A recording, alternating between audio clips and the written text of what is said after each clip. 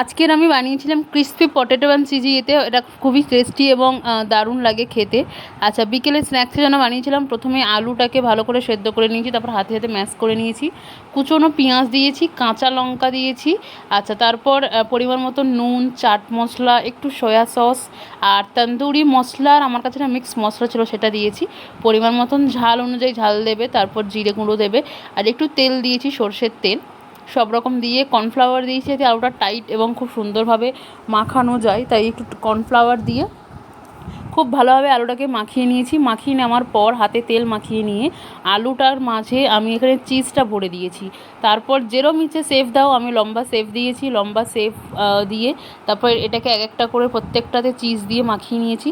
তারপর একটা মিশ্রণে ময়দা আর কর্নফ্লাওয়ার গুলিয়ে পরিমাণ মতো নুন দিয়ে সেইটার মিশ্রণটার সাথে একবার মাখিয়ে নিয়ে তারপর কর্নফ্লাওয়ার গোলানো জলে একবার মাখিয়ে নিয়ে তারপর ব্রেড ক্রাম্বসের ওপরে এটা আমি দিয়ে কোট করেছি, দুটো কোট করেছি।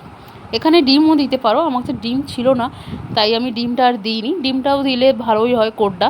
তারপর কিছুই না, তেলের মধ্যে হালকা আঁচে খুব ভালোভাবে এটাকে ফ্রাই করতে হবে, কারণ আমাদের আলুটা সেদ্ধ, এখানে কিছুই সেদ্ধ করার মতো নেই। আর ভেতরে চিজটা আছে সেটাকে গলাতে হবে, তাই হালকা আঁচে এটাকে দু পিঠ খুব ভালোভাবে ফ্রাই করে নিতে হবে। ফ্রাই করে নিলে তারপর একটা একটা করে ফ্রাই করে নেওয়ার পর আমি এখানে পেঁয়াজ দিয়ে এখানে আমি কাসুন্দি দিয়ে আমি এটাকে সার্ভ করেছি। আচ্ছা, তারপর সাথে ছিল চা। একদম মচমচে হয়েছিল, ক্রিস্পি হয়েছিল, খেতে দারুণ হয়েছিল। একবার ট্রাই করো, অফিস থেকে ফিরে চায়ের সাথে এরকম একটা স্ন্যাক্স হলে আর কিচ্ছু লাগবে না। এই রেসিপিটা একবার ট্রাই করো, আমাকে জানিও। এই ক্রিস্পি